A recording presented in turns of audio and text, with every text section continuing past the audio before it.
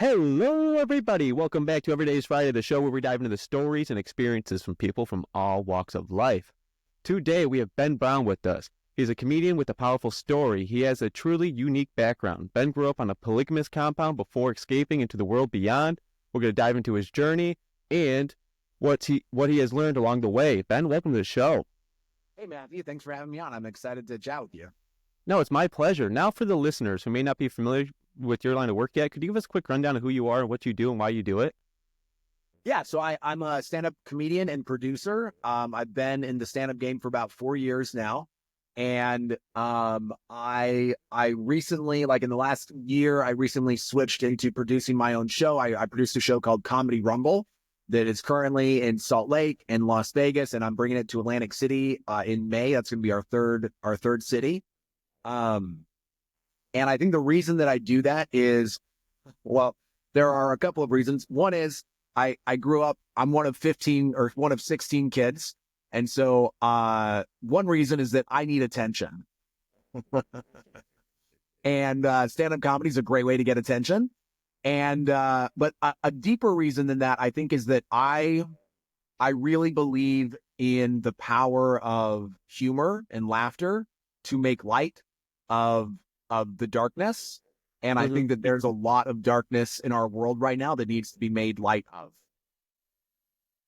I love how you put that. Now, I believe there's lots of darkness out there, probably a little bit more than the light, but the light is more powerful, I like to say. But how did your journey into comedy begin? I did my first open mic 4 years ago, and it kind of came after a culmination of things. So I like you said in your intro, I grew up on a little compound in Wyoming. We were preparing for the end of days. So we were ready to like flood the world with righteousness after all you guys were destroyed by God. And they sent me out as kind of like an early ambassador.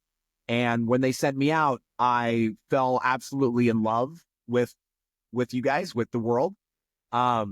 And so I sort of began leaving my worldview, leaving that perspective. And it took a little bit of time because I was deep into it. I was kind of deep in the Mormon world. And so I sort of had to leave over the course of several years as I sort of expanded. And I joined the LDS church for a while, which is sort of like a diet cult. It's like cult light.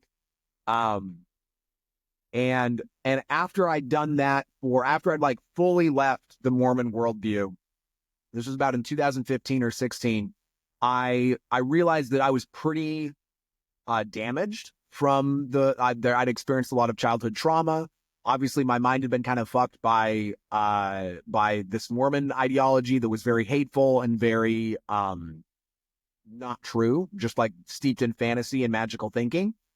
And so I was like, I need some help. I need to kind of heal. And so I hired myself a trauma therapist. And I went to her I did some pretty intensive therapy for about 18 months. And when I went through all of that, I kind of purged a lot of like old grief, old stuff that was stuck in my body. And it almost was like I started to come online. So it was almost like before then I'd been living a life that wasn't really mine. I'd been invaded by this meme, and this meme was telling me what to do with my life. But the like authentic human spark that was Ben, that wasn't burning. And so after I kind of like got back in touch with who I was, I looked at the world and I just thought, like, what is it that I want to try? What do I think that what is calling me, right? What is it that turns me on? And I hadn't always known about stand-up comedy. I didn't know that stand-up comedy was a thing until I was like 22. I was in college. I saw someone brought like a VHS tape of Brian Regan. So I saw Brian Regan do stand-up, and I loved it. Like the idea that you could just be on stage making people laugh, and that was like a viable career path was magic. So I did my first open mic in Salt Lake City. When after I did that, the first one, it worked. Like I wasn't the best person that went up at that mic that night, but I crushed. I had a great set. I got laughs that I wasn't even expecting. And I got off stage and I was like, yeah, this is it. Like, this is the thing. And so then from that moment until now, I just kind of honed in on that. I was like, this is the work that I'm here to do. And I've just been doing the work. You're doing a great job, by the way. The energy you bring and your jokes are hilarious. Thanks. And if I could dive a little bit deeper, what was life like on a polygamous compound? Have you seen like Big Love or maybe like I'm trying to think of other shows where it's like it was very I mean I sort of back in time, right? Like it was we kind of live in this 1950s world. A lot of kids.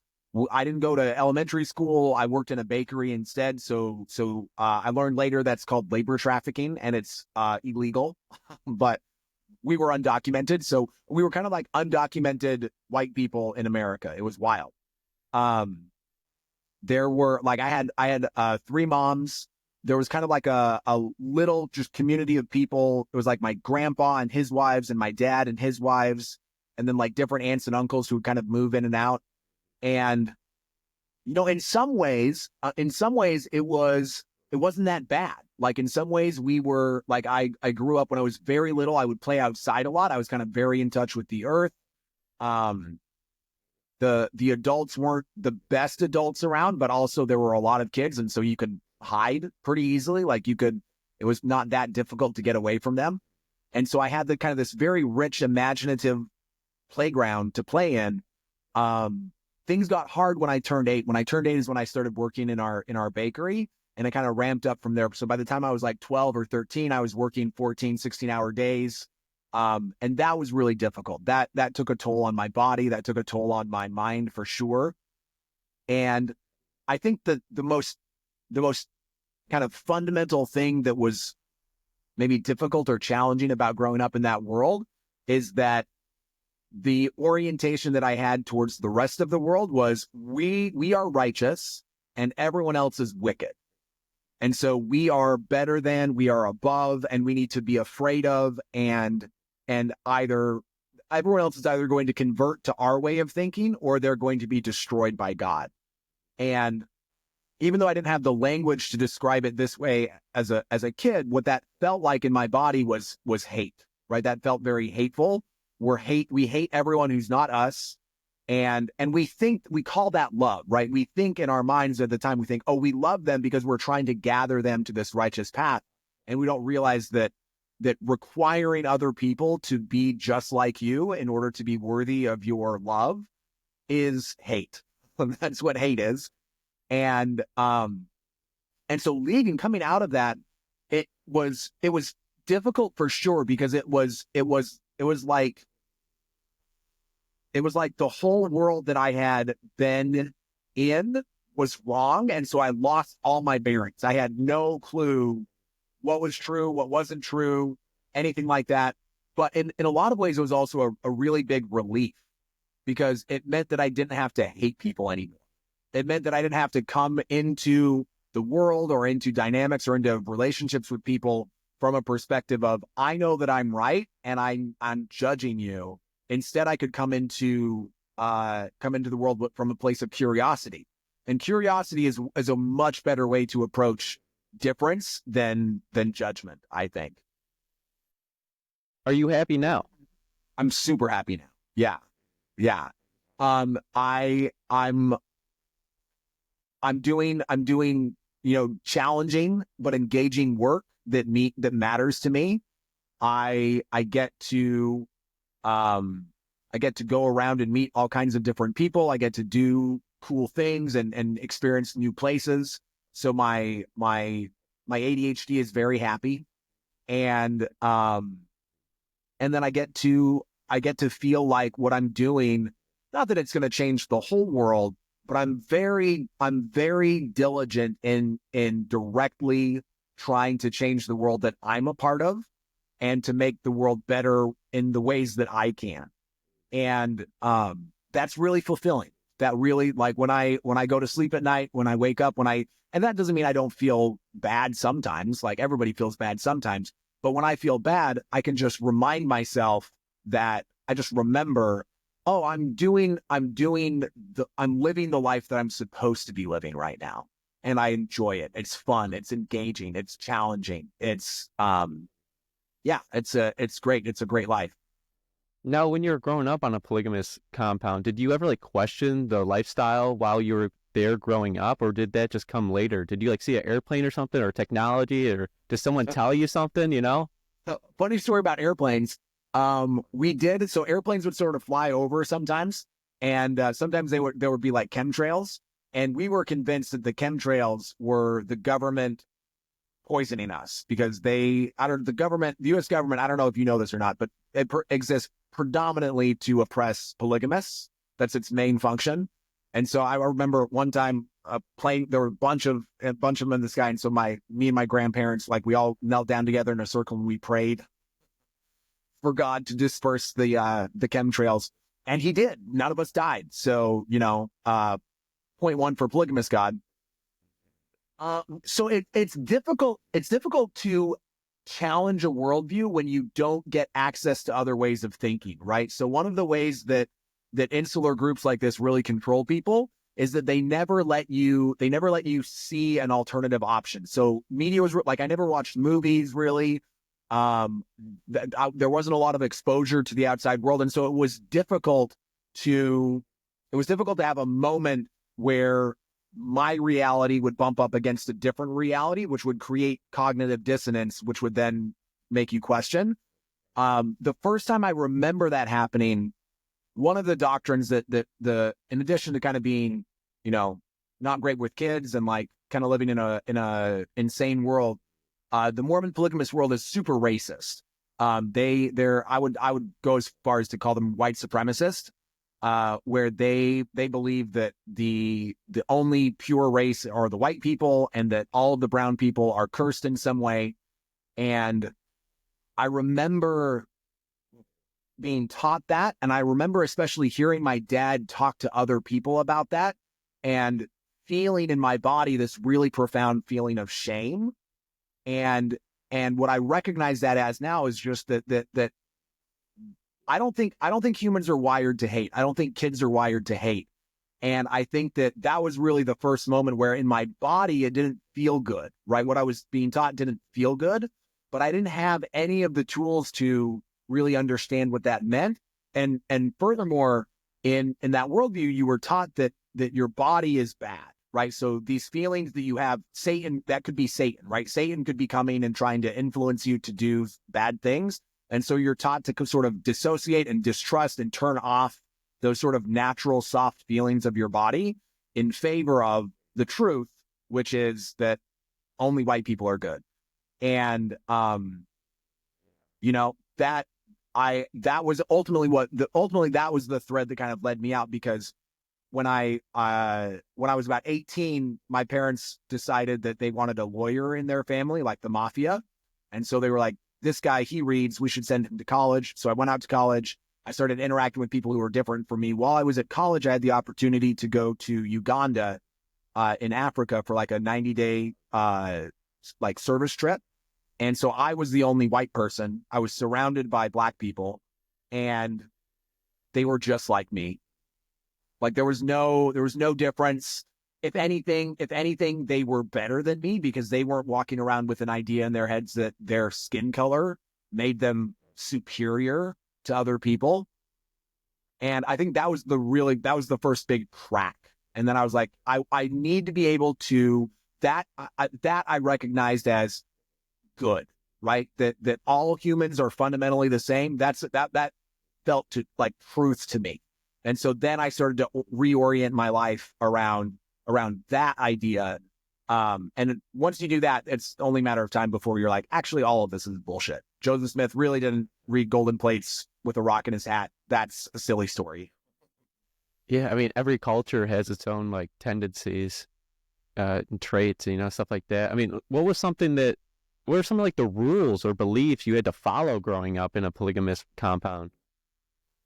So they're very strict around things like sex. So no sex before marriage.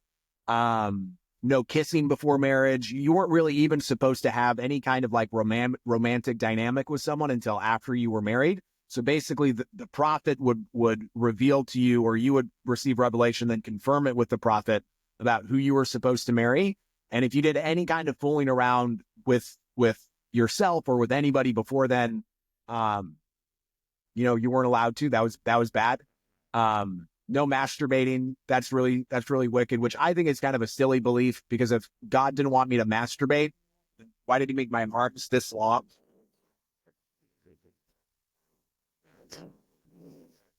I mean, now, was there any moments that you realized that you're not going to be going back to the polygamous compound? Was there a moment when I realized?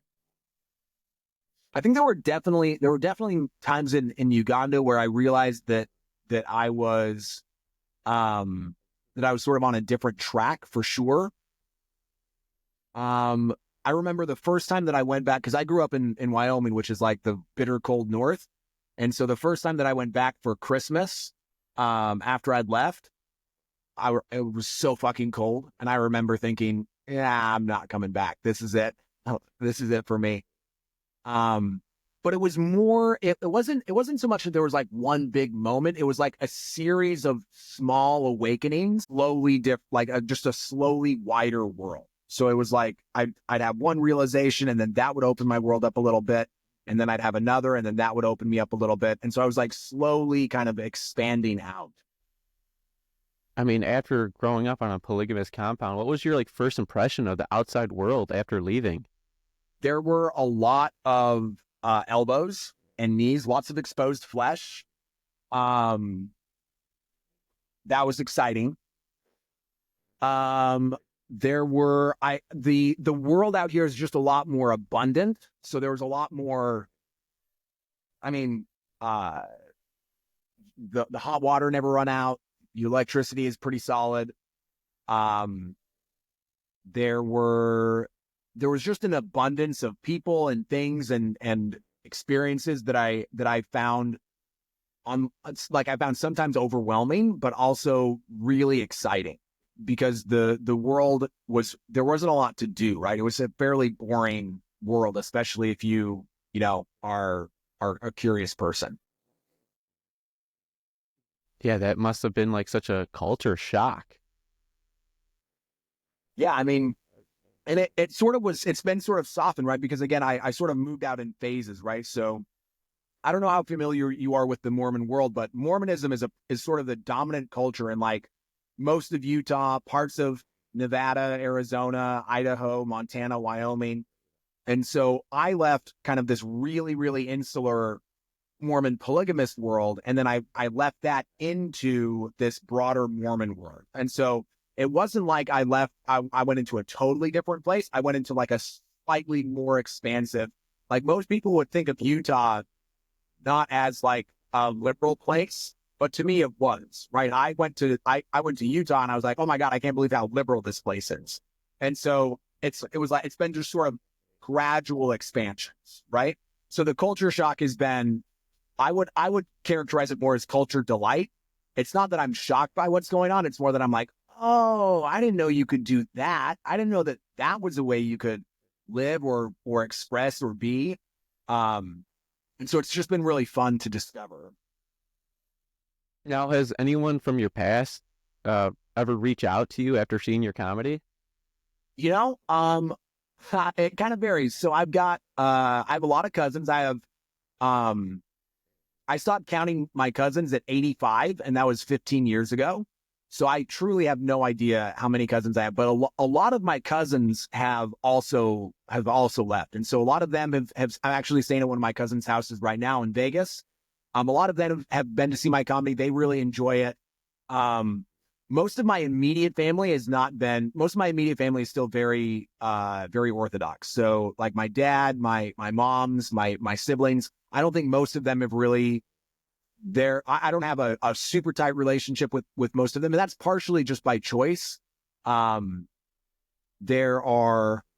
you go on a little bit of a healing journey and you kind of like level up your own life, sometimes that means that you can't take other people with you, right? You can't do other people's work for them. And so if they aren't going to come along for the journey, then they're kind of going to stay there and I'm going to be over here.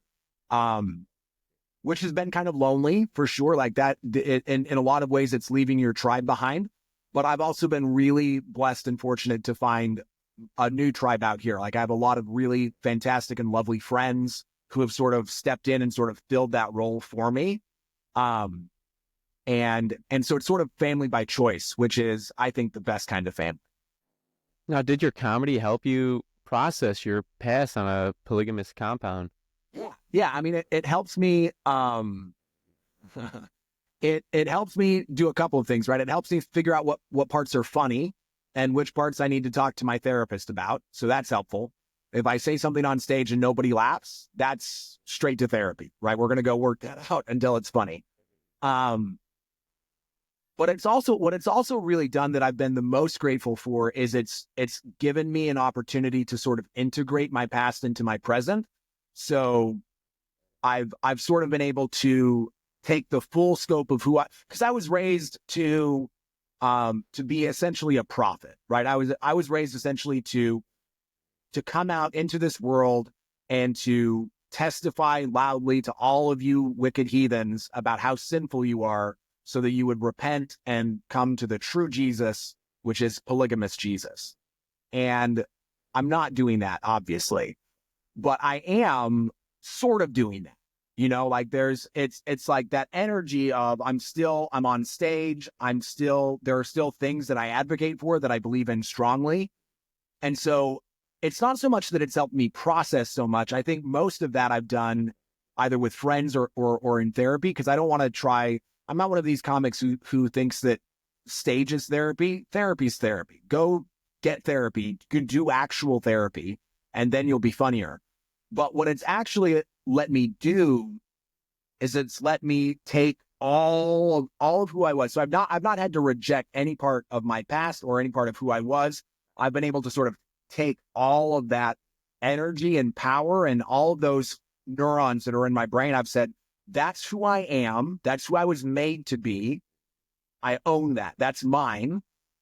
And now this is how I'm going to express it, right? I'm going to express it through art and through laughter and through fundamentally the belief that everyone deserves to be here and that all humans are worthy of love and dignity, and that if we can do this together, it's going to be a lot easier than if we're trying to do it solo. Yeah, I always think like humor has a way to help us cope. 100%. Yeah. Humor, to me, humor is like, if I can laugh at something, that means it doesn't have power over me. Right. So I said at the beginning, right, making light. Comics get a lot of flack sometimes for joking about things that you shouldn't joke about or they're inappropriate. And I truly don't believe that that's true, because what humor does is it literally makes light. It brings light into the dark places. And, you know, obviously it needs to be done skillfully, right? I'm not saying that anything that is said on a comedy stage is automatically funny, but if someone has done the work, like I'm working with this guy right now, I'm producing one of his shows. He's going to headline for the first time in May. I'm super excited about it. I'm actually going to meet up with him in about an hour or two and do some writing. And he got into stand-up comedy because he had kind of a 1-2-3 punch of like his mom got really sick, his dad died, and then his sister died. So he had like this 1-2-3 punch of really traumatic grief. And now then he turned to stand-up comedy just as a way to kind of cope. And what that's doing for him, and I think what that does for people when they see stories like that, is it shows you that there's really very little that you can control about what happens. The world is just going to do what the world is going to do. Life is just going to do what life is going to do. And ultimately what you can be guaranteed the life is going to do is it's going to end, right? The only guarantee that we have in life is that at some point it's over. And being able to confront that reality, which is sobering and scary, but to kind of laugh about it, like that means that death hasn't won. If you can laugh at death, death hasn't won. Now, do you ever like incorporate your past into your stand-up routines? Totally. Yeah. So often what I do, like I was in, a big part of what I like to do is sort of introduce myself as I grew up on a compound. People often don't, that's kind of like a shocking revelation. So people kind of like, oh, what's going on? And then I'll just field questions from the audience. So I'll be like, I know that you guys are like fascinated by Mormonism out here. So does anyone have any questions? And then people will just kind of like spout questions. And then because I've been doing this for all, I have jokes upon jokes upon jokes about all of it. But then I get to respond to these questions as if it's spontaneous, but I'm really just, I've heard all these questions before, right? Or if it's a new question, then I'll find something funny in it. And that kind of pulls people in. And then once I've got them, then I can start to talk about other things. So there are other things that I'm interested in, right? Polygamy is not I think the most interesting thing about me. It's not even something that's really about me. It's something that happened to me. But it is a great hook. Like it's a great way to get people's attention. And once I've got their attention, I'm going to do something that I want to do, you know? No, Ben, I mean, your story is so unique. I mean, you should use it in every angle you can. Well, what's hilarious is, right, it sounds unique, but it's also not. So like literally, this is just literally 2 nights ago, I was in New York. A buddy of mine was able to get me up on a stage at the Perry Club, and which was this fat, like super cool, tiny little intimate group. It was like 25 people, very Manhattan. And I get up on stage. So I walk through this room and I get up on stage, and it's just tiny little stage tucked back in this like this basement in the corner somewhere. And I turn around, and sitting right in the front row is this guy named Calvin, who I know from Utah. He lives in New York now, but he also grew up on a polygamous compound. And I'm like, there are 13 million people in this city, and you're sitting right there. So it is unique, but also there's a ton of us because our parents had tons of kids. So we're everywhere. Talking about unique things, can you talk and dive into the hat you're wearing, the third eye hat you're wearing, or is it even the third eye hat? Yeah, this is the third eye hat. This is from Woke Face. That's the brand. I picked this up at Meow Wolf in Denver. Meow Wolf is like this cool kind of like artsy experience. The best one's in Santa Fe if anyone wants to go check it out. Actually, I picked this up I think 4 years ago. It was the summer. It was like a month before I went to Burning Man for the first time. So I'm a burner. I love Burning Man. And I just love it. Like I like the eye. I like the idea. To me, it sort of represents I'm awake, right? I woke up. I am aware, and to me, what that means is I'm aware of who I am and where I am in the timeline that we're in, and I'm driving this timeline. I'm the one that this is my life now. So I'm awake, and plus it's just it's very visual. It's a great brand. When I use it on like my TikToks or my socials, or if I'm on stage, right, it's really easily I've had people recognize me on the street from it. And I just like it. I like the vibe of it. I like having it a little kind of off center because it's sort of silly. What I really want to do, I have a friend of mine that wants to help me. I want to get a beanie where it's got like 3 eyes. So like an eye here, and then another one like here, and then another one like right there. And like one of the eyes is like normal. One of the eyes that has like crying, and one of the eyes is like an angry eye. And then in my stand-up, just kind of switch back and forth. So that's the mood that I'm in. Kind of like those like stuffed animals you pop inside and out. But yeah, that's kind of what and I've got others like this is the beanie, but I've got a baseball hat that's got a cool eye. It's just an important symbol for me.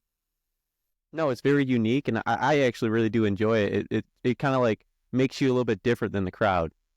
Yeah, and I think that I want to represent to people, especially in comedy. I want to represent that I am different, right? Like I'm coming to this from a really profoundly different perspective. Most people in the United States have had a similar life journey in that they were in a family, they went to school, they followed similar paths. And I was on a totally different path. So I'm very much an alien. Like I feel often like I don't, most pop culture references I don't get. Most of the things that everyone out here sort of takes for granted that people know, I probably don't know.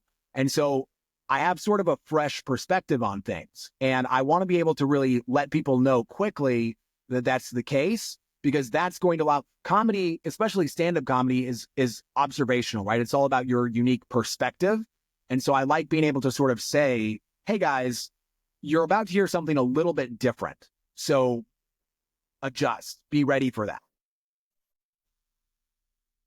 Now, speaking of that, I mean, what has been some of the best moments you've had on stage so far? So a recent moment that was real magic is about earlier this month in kind of I think the first or second weekend in February, I headlined for the first time out of state at a comedy club. And so I started headlining in Utah about a year and a half ago, and I'd done the show in Utah a bunch. And then when I brought Comedy Rumble to Las Vegas, I did a full season of Comedy Rumble in Las Vegas. So I met a bunch of people. I was kind of out helping other people. And then on the back end of that, I did my show. And that was just a real magic night. Like I had three people who'd been on the Rumble who were opening for me. I had this kind of local celebrity, his name's Stoner Rob. He came on one of the Rumbles and was just a super gracious, very generous comic.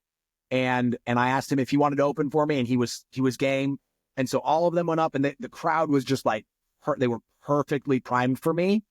And I had like an old polygamous dress that I had, and so I went on stage. Someone braided my hair, and so I went out dressed as a polygamous girl, which was hilarious and fun. And I just kind of fucked around. Like it was just a really sometimes comedy. You don't even have to try. Like, and those are sort of the best moments when it's not that it's not work, but it's just that you can do the connection is so vibrant and so pure that you can do no wrong. And that was one of those moments that was super cool. And then honestly, a big part of the thing that I'm enjoying right now as a comic is the Rumble. So the Rumble is a cool show because it's sort of designed for when I got into comedy. What I realized pretty quickly is that in order for me to become better, in order for me to improve as a comic, I needed stage time, right? I needed the opportunity to practice my shit in front of people. And there are not a lot of great opportunities for young comics to get stage time. There are open mics, but open mics are generally a pretty shitty experience. They're often at bars. They're often in front of an audience that doesn't really care or is not really invested. It's very, very difficult as a young comic, especially to get any kind of weekend spot. So sometimes you'll go for years as a young comic before you ever get the opportunity to like get up on stage on a weekend crowd. And a weekend crowd, if you've done a bunch of open mics and then you've tasted a weekend crowd, it's a totally different experience. Like they're so much more giving, the energy, like it's a totally different experience. And so I wanted to be able to give that to other comics. I wanted to be able to create something that allowed them to access that. And so I created Comedy Rumble, and Comedy Rumble is just a competition show. So it just takes 8 comics who are starting out, and it has them compete for stage time. So everybody starts with 1 minute. So one person comes up and does a brand new minute, and then another person does a brand new minute. And then the audience votes through cheering which one they want to see go through to the next round. And then in the next round, they get 3. So then it's 3 minutes, 3 minutes. And then one person goes and does 5 minutes, and then it's 5 minutes, 5 minutes. And then whoever wins does 10 minutes at the end. And so it's this unique structure. It's real fun. And there have been some really cool moments on that where the energy, because again, as the host, it's not necessarily about me, but I'm kind of there in the energy and just listening to watching all of these comics get people in the audience who are not just like they're actually rooting for them, right? So there's like this energy of like, yeah, I want this guy, yeah. And that's been real cool. I had a cool experience just a couple weeks ago where this guy, Kid Q, he's from Vegas. He's fabulous. He's a brand new comic. He's super, super funny. And he's been on a couple of Rumbles down here. And he's, I think he's done pretty well, but he's never won. And then he came up to Utah for a Rumble, and he got second in that Rumble. And because he got second, the guy who won wasn't able to come to, we do what's called an all-star Rumble, where after we do 8 preliminary rounds, we take all 8 winners and then they compete. And so the guy wasn't able to make it to who won his round. So I invited Kid, and it was a bit of a haul for him because he's in Vegas. Salt Lake is 6 hours. So he drove up from Vegas. And again, potentially only for 1 minute, right? Because he could get out in the first round and that could be it for him. And he came up, he stayed at my place, and we went out to the show, and he won the whole thing. And that was cool. That was fun to be in that moment with him and to have created that opportunity for him. You're doing a great thing for a lot of comics out there. Now, I know live events can be unpredictable. Now, have you ever had a moment while hosting, like, where things just went off the rails?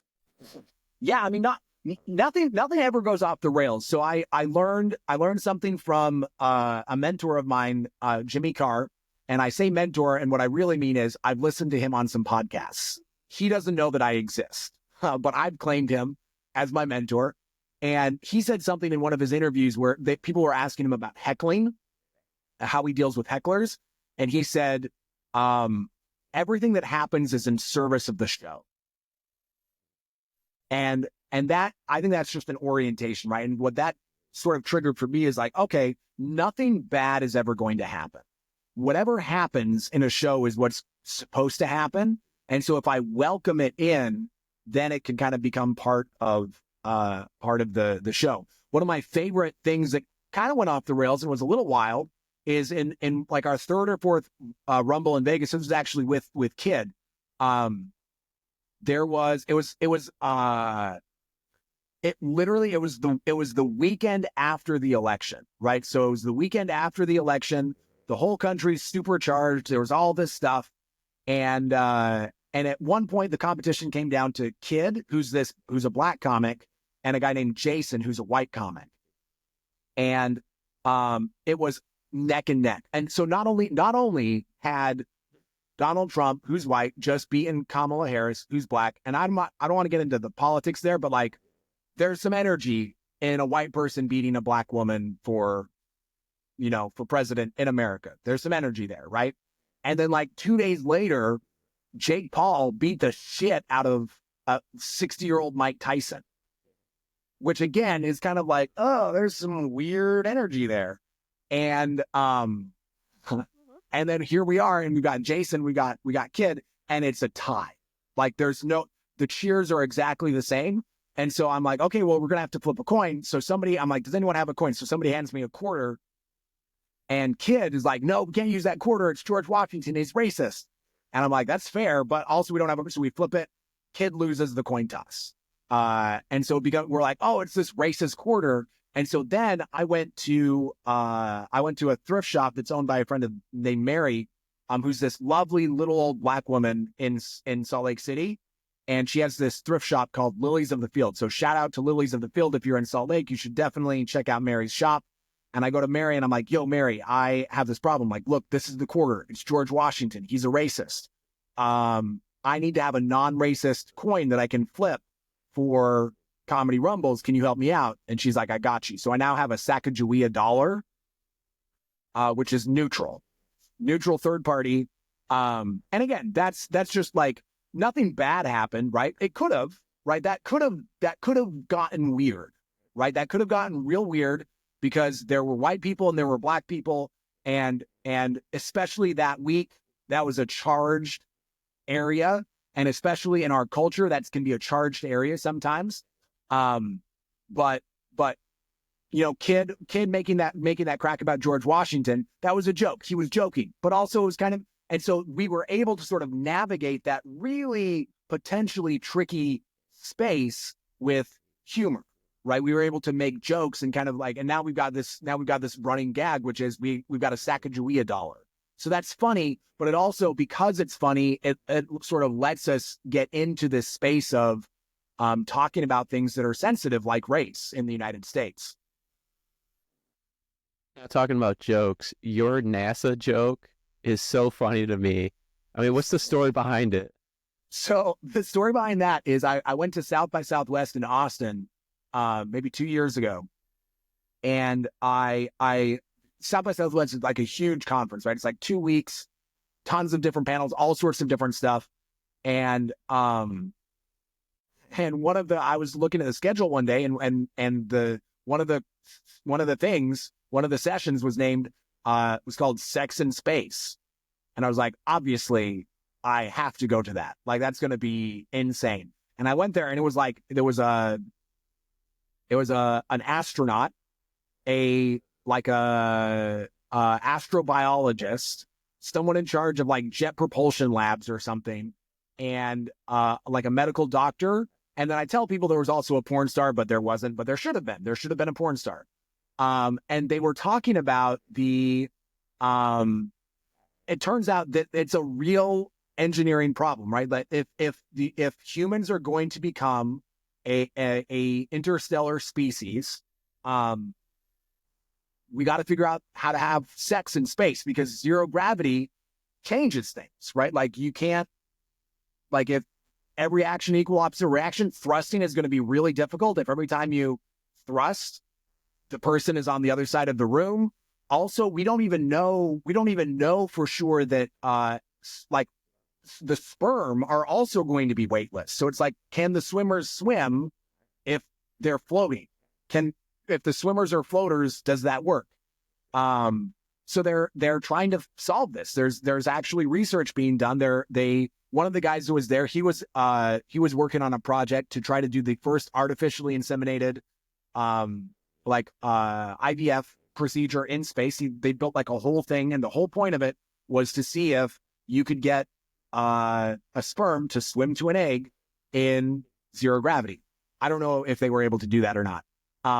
But the whole presentation was just like, I mean, we're talking about sex with astronauts. And so it was just like, it was technical and smart and driven. And also they were saying things like, we got to figure out how to deliver the payload in zero gravity. And I'm like, your payload? What?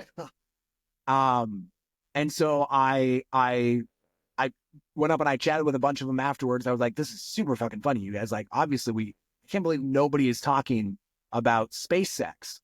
And so I started talking about space sex.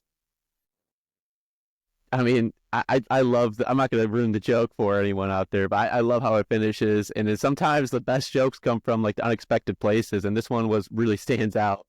Yeah.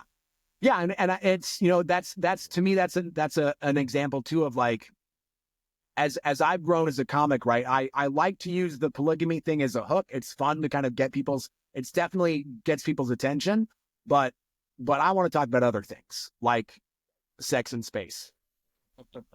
Yeah. Can you share one of your favorite jokes with us right now?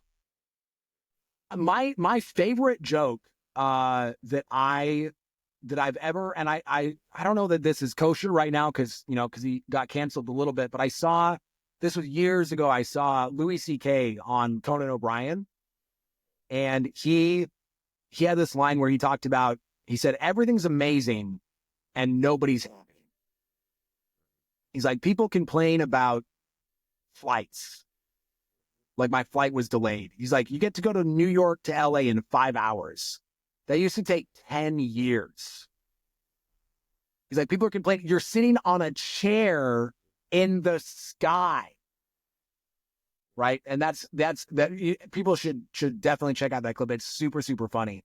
And it also, like, to me, that feels really true too, because as someone who is kind of coming from a place where things weren't amazing and nobody was happy, I think that in a lot of ways, we are less happy than we should be with the world that we have. So true. So true indeed. Now, what's one of the weirdest like reactions you ever gotten after telling someone about your upbringing? Weird reaction. One of the strangest reactions that I get is I've often had women uh talk to me about how they would like polygamy. So I'll get women who will say things like, they're like, oh, it'd be super cool to have a sister wife, because then someone could like help me around the house and like help me with the laundry, help me with the kids. And I'm just always like, ma'am, what you want is a maid. Like, you want a maid or maybe a better husband. You don't want a woman who's banging your dude. That's not what you want.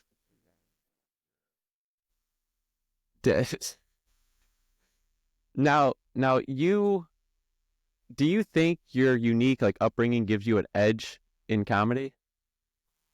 I think that it does, but it only matters if I do something with it, right? So like, any ability to differentiate yourself as a comic, because comedy is really saturated. There are tons of comics, right? There's lots of comics, and a lot of them are very funny, right?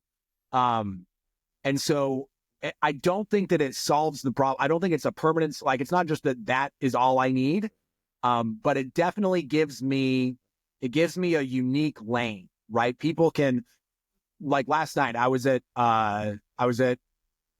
a couple nights ago, I was at the Perry Club, right, in New York. I wasn't the only person that went on stage. I wasn't even necessarily the funniest person that went on stage, but I was probably the most memorable, right? I was probably the person that most people are going to be like, can you believe there was a polygamous kid and he knew someone and there was another polygamous kid in the audience, right? So that opportunity to be memorable is really valuable to me. And I'm actually really, I feel lucky, even though there's I paid for it, right? So there were definitely costs associated with that benefit. But yeah, it allows me to be memorable. It allows me to grab people's attention really quickly. Now, then on the back end of that, I've got to be good, right? So it doesn't help me at all if I grab people's attention and then I'm not funny, or if I'm memorable and what they remember is, boy, that guy really sucked. He should go back to the compound.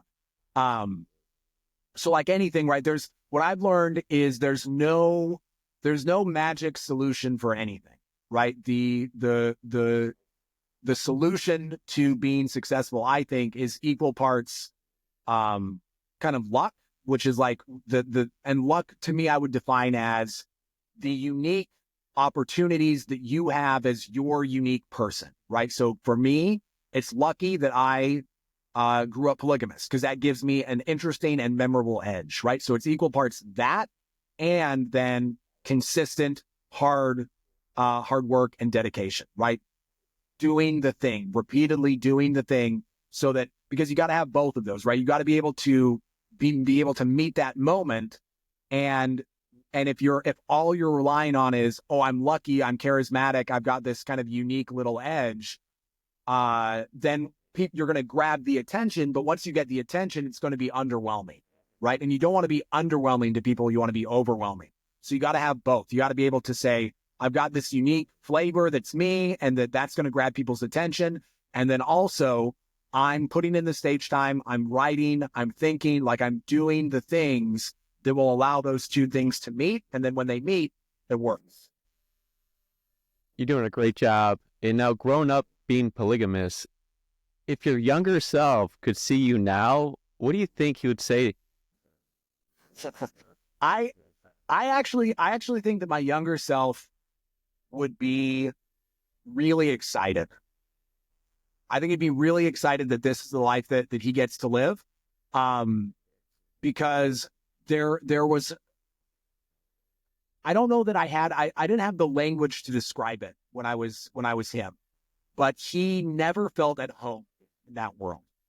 He never felt safe. He never felt like, and not only that, he was always pretty bored. Like he was very bored in that world. And I think he would look at this life now and be like, oh, look at this dude. Like, he's got a fucking third eye beanie, and he's wearing a sweater, and he's got a necklace on, and he's painted his nails. I'll bet he's out doing cool shit. And I am, buddy. I'm doing a lot of cool shit. So hang in there. It's going to be okay. Now, Ben, what's next for you in your comedy? So next for me is sort of two paths is that I'm exploring right now. Is one is I want to continue to build the Rumble. So my vision for the Rumble is a national brand. I want it to be in 64 cities around the country, 8 different regions. Very much like I'm sort of seeing it as like a kind of like a sports thing where there's like different regions and the regions have champion and then there's a national championship. Because I really believe, especially people talk a lot about how we're in sort of the golden age of comedy. Comedy is it's a vibrant and growing space. People are very interested in it.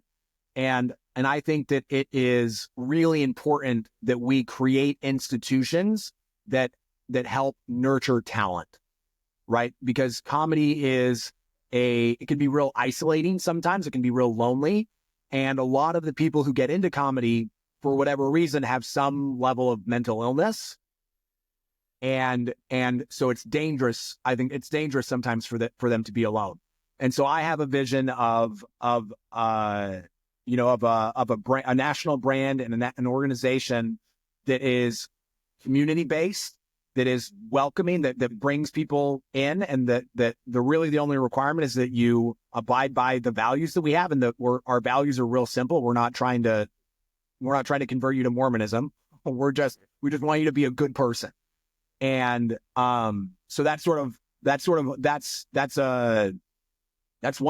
path that I'm going down, and that's we're on 2 cities right now. I was just in Atlantic City last week. That's going to be our 3rd, and I'm hoping to add 2 or 3 cities this year, and then we'll just kind of expand from there.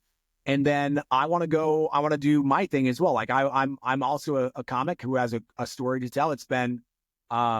It was fun to headline in Las Vegas, and then it was fun to do some time out in Atlantic City and in New York this week to sort of see that my jokes work outside of just sort of the Mormon world in Utah.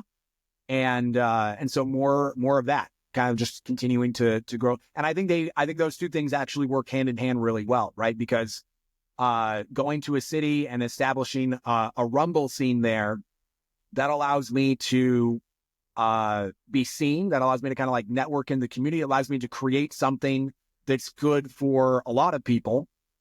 And what I've found is that the best way to look out for yourself is to look out for other people, and not in like a weird codependent way of like, I'm going to give things because I'm going to get something from you. But genuinely, when I create opportunity and abundance for other humans, I don't even have to try to do that for myself. I turn around and the opportunities are there. I turn around and and people are like this guy that I was working with in Atlantic City. His name's Ray. He owns AC Jokes, which is the top rated comedy club in Atlantic City. And he just naturally felt well disposed towards me because he came to Vegas. He did my show. He saw what I was doing. He saw what I was creating for people. And that made him my ally. And then when I came out to Atlantic City to check out his scene, he advocated for me, right? He got on the phone and called the guy who was doing a show that night and was like, yo, I've got this guy. He's funny. He's in town. Can you put him up? And I didn't have to do that for myself, right? Someone else did that for me.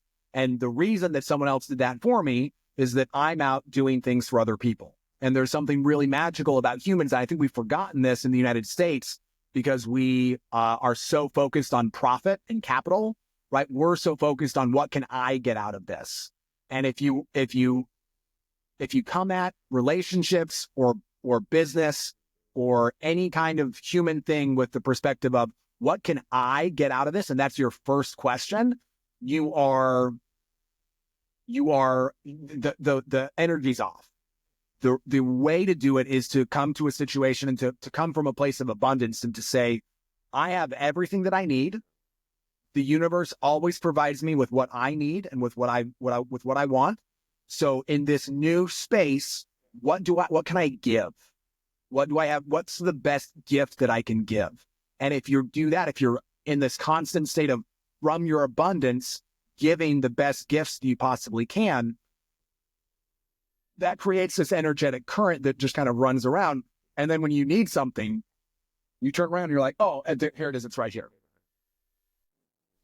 You're doing a great job. Your journey has been wild so far. Keep up the hard work. I mean, you're really doing a great job. I'm really proud of you and everything you're doing. And what has been like the weirdest place you performed at, and what's been the best place you performed at for comedy? So the best place that I performed, is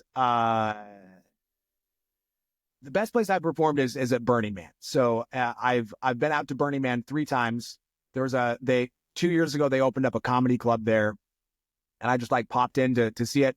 And it was insane. Like, it was like fucking raining and muddy and everyone's dirty and on something.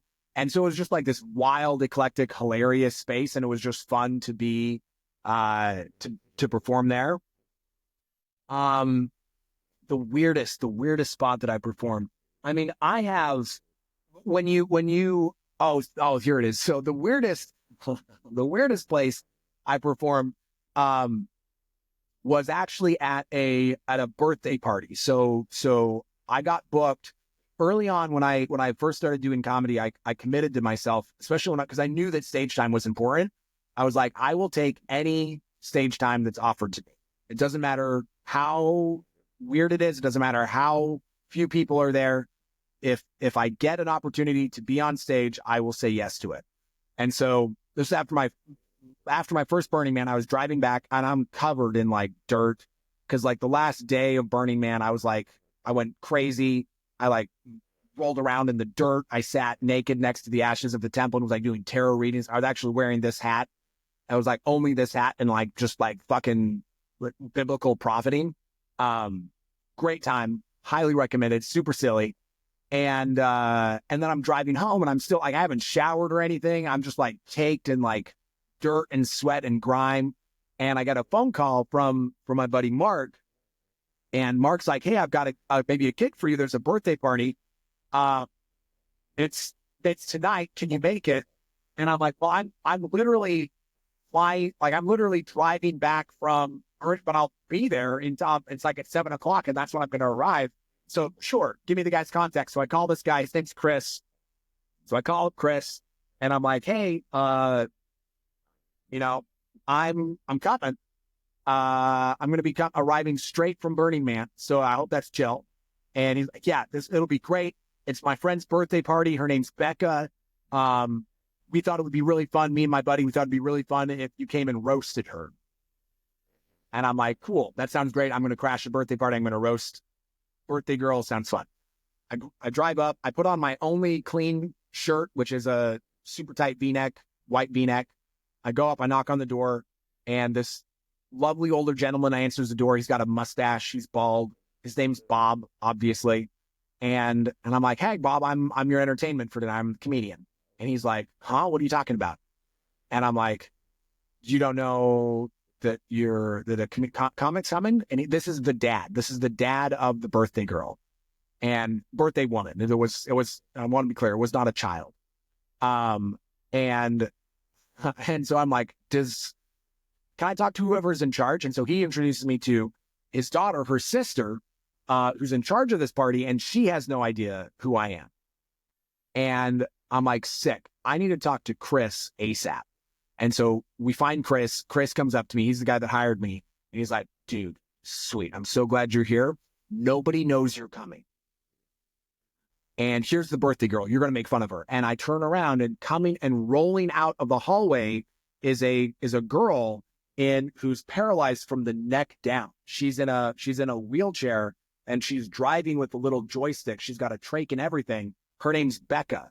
And Becca is a fabulous person. She used to be a skydiving instructor. She'd done like 11,000 jumps. And like a year prior to this birthday party, she'd had a horrible accident and she's paralyzed from the neck down now. So this is the person who I have signed up to roast at her birthday party. And there was this moment of panic where I was like, oh, fuck. Like, what have I done? No. And then I'm like, but I said I would do any stage time. So I go up, Chris kind of gathers everyone awkwardly. So they gather up, again, nobody knows that I'm supposed to be there. Kind of gather everybody. They put me in front. I do some jokes. It works. I roast her a little bit. She roasts me back. She has a good time. I have a good time. And I end up chatting with her afterwards. And she's like really funny. Her perspective is unique and interesting. The way that she looks at her predicament is super funny. And I tell her, I'm like, yo, Becca, you're real funny. You should come do stand-up comedy with me. And she looks me dead in the face and she says, yeah, but I can't stand up. And I'm like, that should be your first joke. And so literally like 6 weeks later, she comes and she does an open mic with me. And we've been like real good friends for like 3 years now. We write together all the time. She performed. She actually did a Rumble. She won a Rumble in Salt Lake late last year. And she's a real funny. It's been a really kind of beautiful friendship. So definitely a weird. I don't know that I would have signed up to do that had I known all the details. And being like performing at a birthday party where nobody knows you're coming is odd for sure. But you know, you say yes to life and you get lots of cool opportunities. So, Okay, Ben, what does freedom mean to you now? oh, I love that question. What does freedom mean?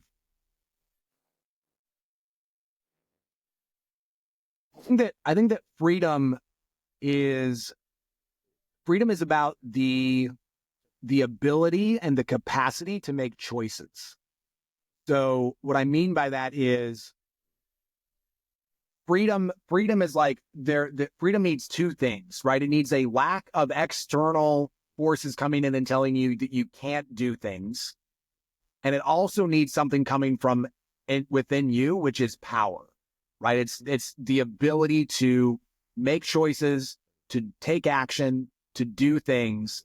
And what I've sort of noticed is that there are things you can do to influence the external forces that are coming, but they're fairly few, right? We live in a very big, a very complex world. There's not a lot that one person can do to change the external forces, but everyone can really take ownership of their own personal power. Everyone can start from here and then push out.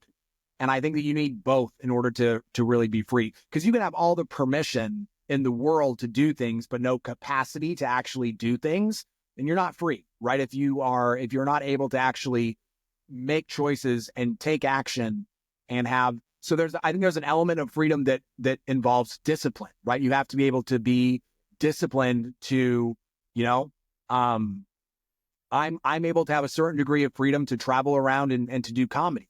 The only reason that I'm able to do that is because I've consistently made choices over long periods of time.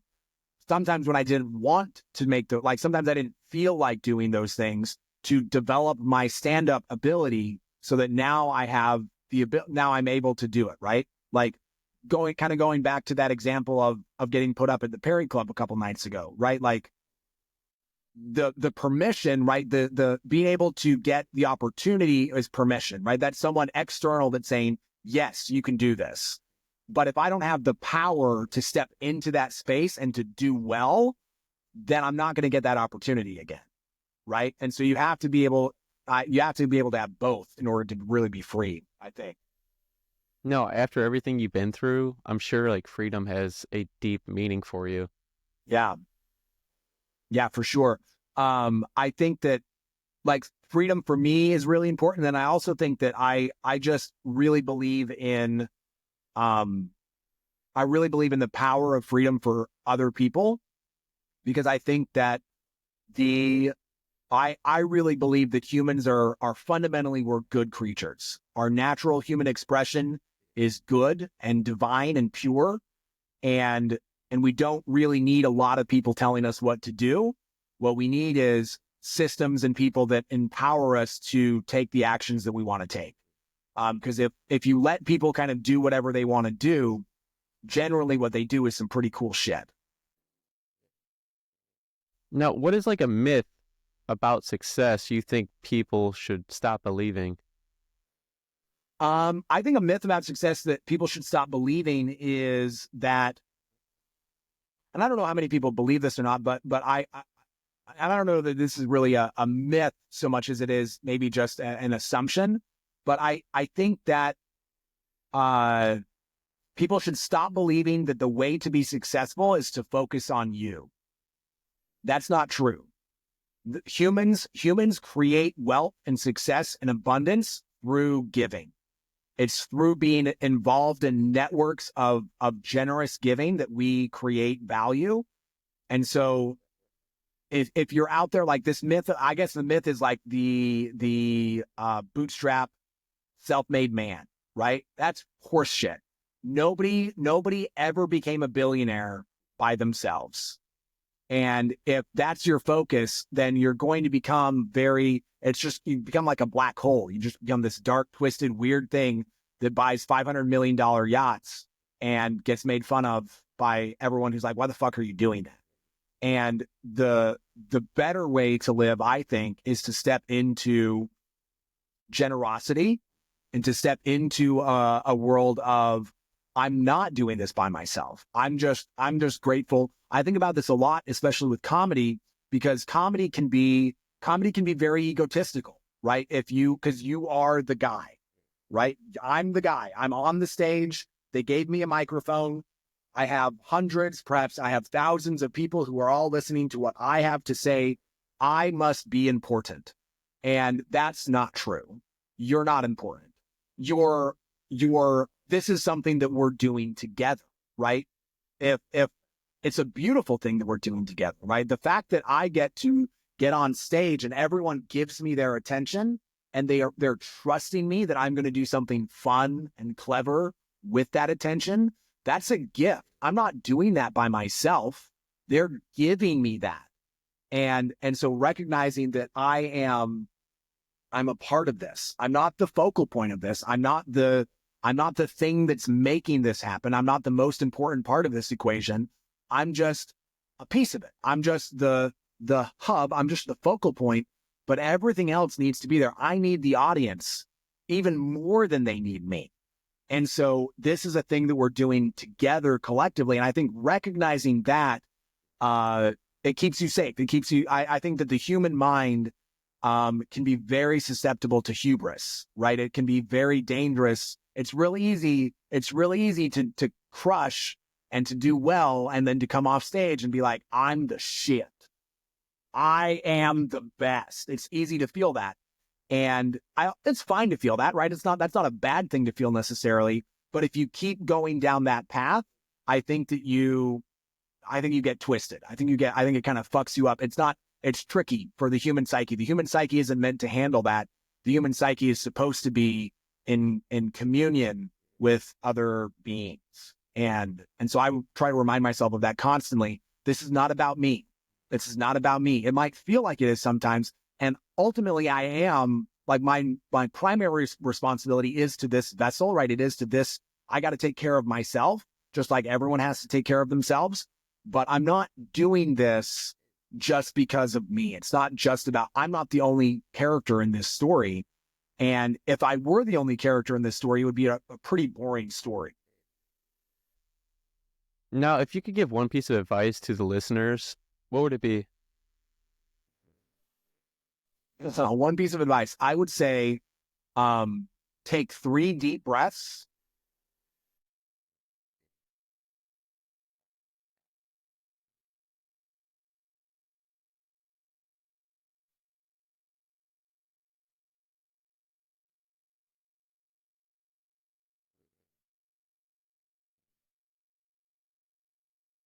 And then go do whatever it is you need to do. I like that a lot. Keeps you balanced. Yeah. And I think that we live up here so much, right? And when we live up here, we live out here in all this crazy that's out here. And most of the crazy that's out here is not real. Most of the stuff that's in here is not actually real. And I think it's really good to come back into this moment And most of the time, whenever you drop into this moment, and breathing is a great way to drop into this moment, most of the time, this moment is pretty great. You have everything that you need, and you know the next thing that you should do. Now, I'm going to circle back to this question because I'm afraid we might have lost it. But your NASA joke, could you dive into that and the story behind it one more time for me? Yeah, so I was traveling to, well, there's sort of two parts to the behind the scenes. So number one is that Mormons are, because Mormons don't think that sex is good. Mormons think that premarital sex is bad. You're not supposed to do it. Mormons are still horny, and so some Mormons, before they get married, they'll do something called soaking. And soaking is basically where it's like penetration but no movement. So you just kind of hang out, because it's in their minds, it's like the thrusting that's bad, which is hilarious. And a lot of my jokes are around that. That's just rife with comedic opportunity, right? So that's kind of a thing. And then I go to South by Southwest in Austin about a year and a half ago.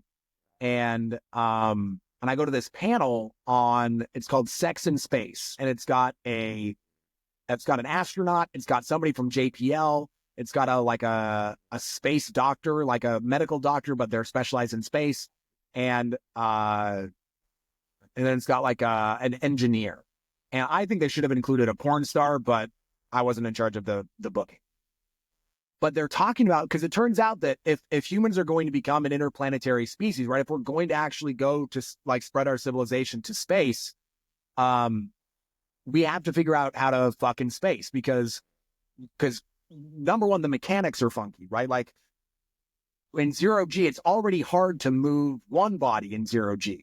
And if you've ever had sex, you know that it's a vigorous activity. And vigorous activities in space, I mean, they create like fucking sweat. Other bodily fluids are now floating around. If you push someone just right, maybe you thrust too hard and now your partner's over there. So they got to figure out that piece of it. And then the other thing that they don't know even yet is, can you actually get pregnant in space, right? If the man, delivers his payload, and the swimmers are the swimmers floaters in space? Obviously they are. Zero gravity. So the swimmers are now floaters. Can they float their way to the egg? We don't know. We'll have to figure that out.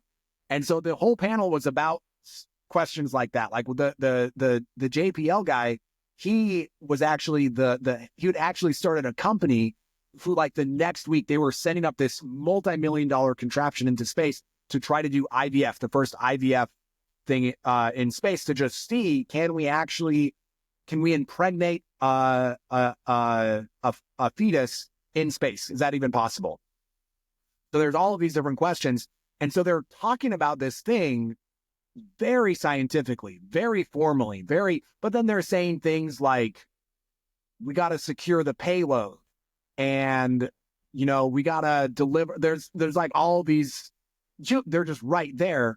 And so I heard that, and I was like, oh my God, that's rich. That's just rich for comedy, especially from the Mormon perspective, because one of the things that they're doing, one of the things they're researching is like different positions, different sexual positions to use in space that involve minimal thrusting, right? So that you don't run into the gravity thing.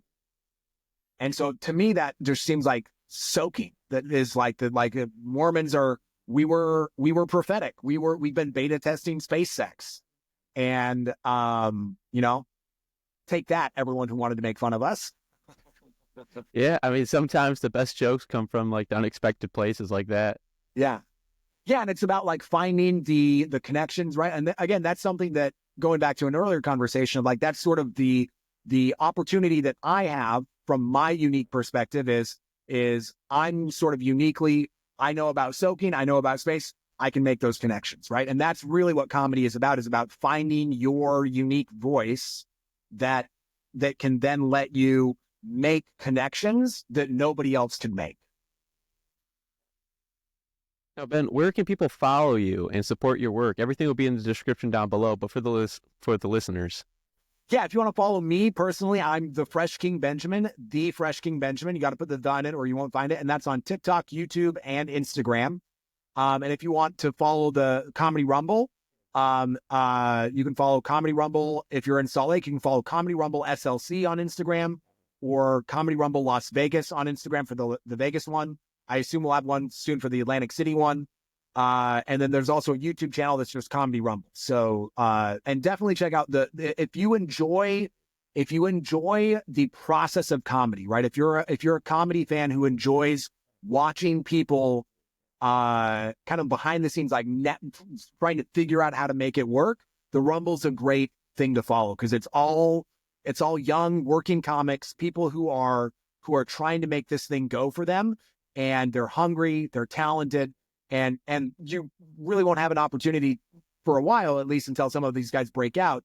You won't have an opportunity to see them in many other places. So definitely a great space to check out. And we've had dozens of really fabulous comics come through the Rumble, who are all definitely worth checking out. Now, Ben, is there anything else you'd like to share before we go? I just want to express some gratitude for you for the interview and for I can just tell how deliberately you prepared for this and how I appreciated the thoughtfulness of your questions, and just thanks for all the work that you've done behind the scenes that nobody's ever seen to get to the point now where you're able to create this content for people and to put this out into the world. I appreciate it. I have great gratitude towards you. Thank you. Thank you for that. I mean, it's been an amazing conversation. Most people don't understand the homework that goes into, interviewing a guest like you. I go hours and hours of research into it. And I just love, going into your powerful story that you have. Every guest I have, they all got a powerful story. I interview people from all walks of life, and it's truly something special I'm doing here. And I appreciate you saying that. Thank you. Yeah, I can see that, and I can see the care that you took towards it, and I just, especially in the world today, I'm always grateful for people who take great care in the things that they're making, and I can tell the craft, right? You're really treating this like a craft, and I'm thrilled to have been a part of it. Thank you. Thank you for sharing your journey with us, Ben. It's been incredible. I can't wait to see what's next for you. Everyone, please go follow Ben. And remember, every day is Friday. Until next time, everybody. Thank you. Hell yeah, dude.